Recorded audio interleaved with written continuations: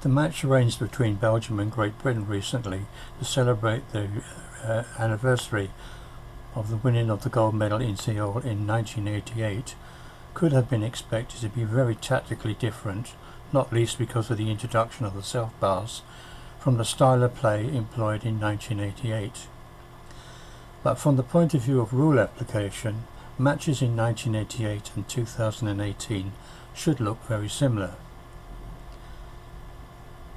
The only change of any significance has been the introduction of an exception to the obstruction rule, which permits a receiver of the ball to be facing in any direction as the ball is received and controlled, without fear of being immediately penalised for obstruction if closely marked at the time.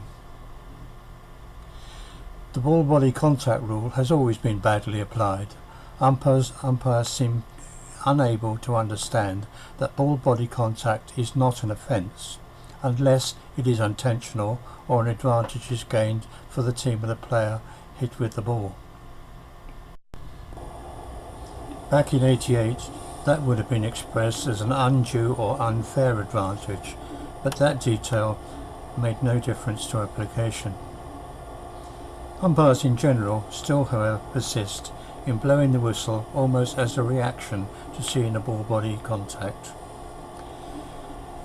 The forcing rule has been deleted, which has led to an increase in forcing actions, and because of the way Rule 911 is applied, to a significant increase in the number of penalties awarded for most ball-body contact, which is generally foot or leg contact. In this video clip I shall take a look at just the first quarter, the incidents that led to penalty from the umpires, or didn't do so when they should have. Here a Belgium defender drives into the circle and with easy options closed down, simply pushes the ball onto the foot of the nearest defender, and the umpire immediately awards a penalty corner.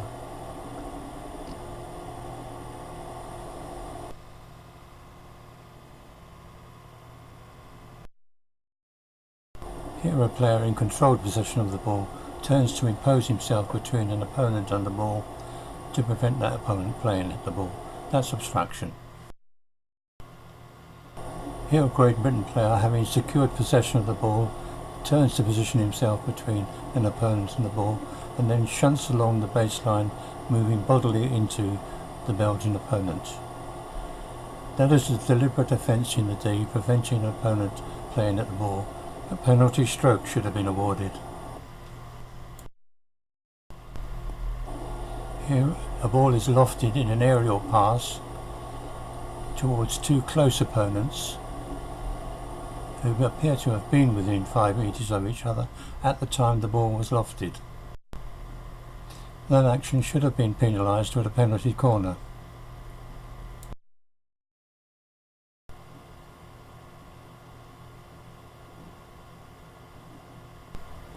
Here's another deliberate offence in the 23-metre area. This too could have been penalised with a penalty corner. If players were penalised for these actions, they'd stop taking them.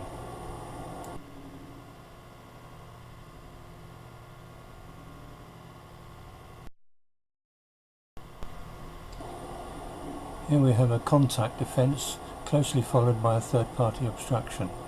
The 88 and 2018 rules are identical.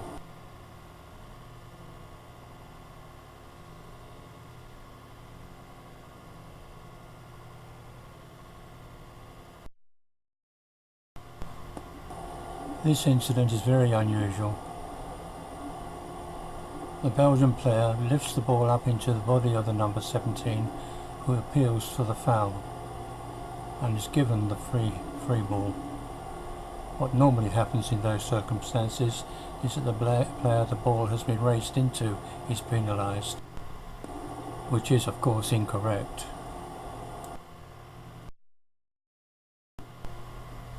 There are of course rules and rules.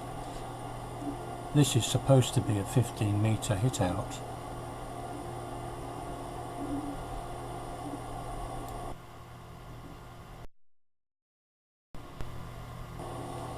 An obstruction by a Great Britain player who manages to shove the ball into the feet of the player tackling him from behind, and is awarded a free ball for foot contact.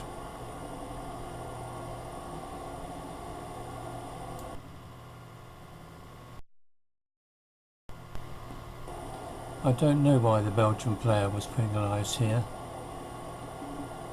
It's clearly not for the very obvious obstructions. Maybe his foot contacted the ball.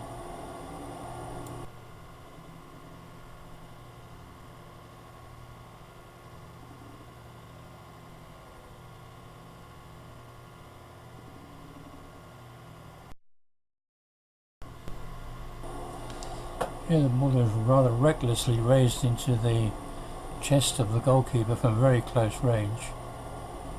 The game was stopped because the goalkeeper was hurt, but incredibly it was restarted with a long corner. Two incidents in quick succession here. There is an obvious obstruction at the top of the circle from a Belgian player, and then that hit across the front of the goal, causing evasive action from the defenders.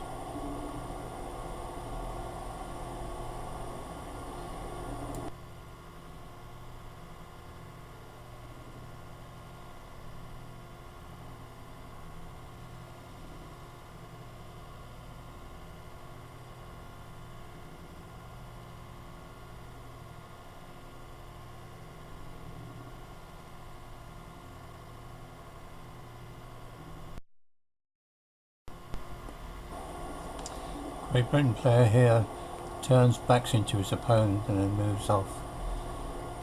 Obviously an obstruction and physical contact offence there. No penalty.